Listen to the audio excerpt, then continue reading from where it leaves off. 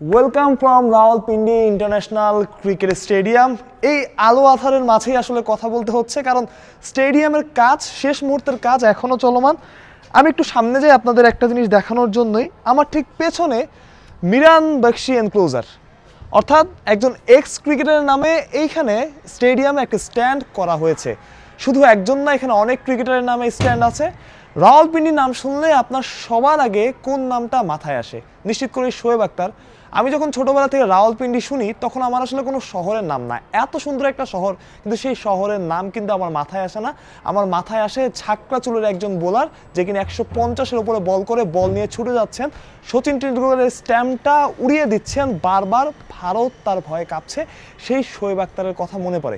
সেই শোয়েব আক্তারের নামে স্ট্যান্ডও কিন্তু আছে এই মাঠে। শুধু শোয়েব আক্তার বা মিরান বখশি না, ইমরান খান থেকে শুরু করে আজহার মাহমুদ থেকে শুরু করে অনেক ক্রিকেটার, যতগুলো স্ট্যান্ড ততগুলো ক্রিকেটারের আসলে নাম। অর্থাৎ জীবন দশায় সব ক্রিকেটার যারা পাকিস্তানের লেজেন্ড বা ওয়ার্ল্ড ক্রিকেটে যাদের নাম আছে, যারা এই রাওয়ালপিন্ডি থেকে বিলং করেন, এমন অনেক ক্রিকেটারের নামেও এখানে স্ট্যান্ড আছে। অর্থাৎ সবাইকে সম্মান জানানো হয়েছে, এবং ক্রিকেটারদের জন্য আসলে এটা অনেক বড় একটা ব্যাপার যে জীবন দশায় তারা আসলে এই ব্যাপারটা দেখে পাচ্ছেন। এবং আমি যদি আপনাকে মাঠটা দেখানোর আসলে চেষ্টা করি, একটু আমার পেছনে যেই গ্যালারিটা আছে, গ্যালারিতে কিন্তু এখনও কাজ চলছে, এবং এই গ্যালারিতে আমরা ইয়াসিন আরাফাতের স্ট্যান্ড দেখতে পাচ্ছি, তার সামনে জাভেদ মিয়াঁদাদের স্ট্যান্ড সহ অন্য আরও অনেক ক্রিকেটারের নাম এর স্ট্যান্ড। এবং একদম এই পাশে যদি আমি একটু লক্ষ্য করি যে ইমরান খানের নামে একটা স্ট্যান্ড এখানে আছে। এবং ইমরান খান, আমরা যখনই যে পাকিস্তানে আসে, আমি যখন কালকে পাকিস্তানের নামলাম তখনও ট্যাক্সি ড্রাইভার আমাকে ইমরান খানের কথা বলছিলেন। অর্থাৎ ইমরান খানকে এই দেশের মানুষ আসলে ভালোবাসে, অ্যাজ এ রাজনীতিবিদ হিসাবে তো অবশ্যই, এবং ক্রিকেটার হিসাবে। এবং আমার ঠিক পেছনে শোয়েব আক্তার স্ট্যান্ড, বলা যায় রাওয়ালপিন্ডির পোস্টার বয়।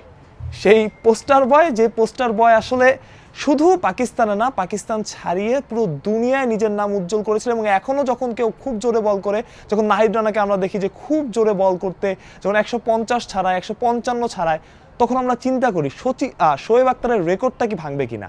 শোয়েব আক্তার নামটা আসলে সচিন টেন্ডুলকারের নামও চলে আসে, কারণ শোয়েবের ওই যে ইডেনে সচিনের উইকেট নেওয়া, কিংবা অন্য মাঠে, কিংবা পাকিস্তানে, সেই ঘটনাগুলো আসলে চলে আসে। তাই শোয়েবের নাম আসলে সচিনের নামও আসে। এবং একদম শেষ দিয়ে শেষ করতে চাই, রাওয়ালপিন্ডির উইকেটটা, আমার পেছনে ঠিক উইকেটটা তৈরি করা হচ্ছে, এই উইকেটটা আসলে অনেকটা ব্যাটিং ফ্রেন্ডলি উইকেট, এবং রাওয়ালপিন্ডির উইকেটকে বলা হয় হাইওয়ে উইকেট। এই উইকেটে আপনার যদি ম্যাচ জিততে হয়, ব্যাটারদের ভালো করতে হবে, এবং বোলারদেরও এক্সট্রা অর্ডিনারি কিছু করতে হবে। একজনকে আসলে এক্স ফ্যাক্টর হতে হবে। সেই এক্স ফ্যাক্টরটা হবেন কে? আমার মনে হয় সেই এক্স ফ্যাক্টরটা হবে নাহিদ রানা। এবং আমি দৃঢ়ভাবে বিশ্বাস করি, প্রথম ম্যাচে যে ভুলটা করেছে বাংলাদেশ নাহিদ রানাকে না খেলিয়ে, সেই ভুলটা আর দ্বিতীয় ম্যাচে বাংলাদেশ করবে না। এবং নিউজিল্যান্ডের বিপক্ষে আরও একবার বিশ্বাস রাখুন যে বাংলাদেশ এই ম্যাচটা জিতবে। এবং 2017-তে কিন্তু নিউজিল্যান্ডকে হারিয়ে বাংলাদেশ দল সেমিফাইনাল খেলেছিল। এবারও সেমিফাইনালে যেতে হলে নিউজিল্যান্ডকে বাংলাদেশের হারাতেই হবে। মাহরুজ প্রত্যয়, বিডি ক্রিক টাইম।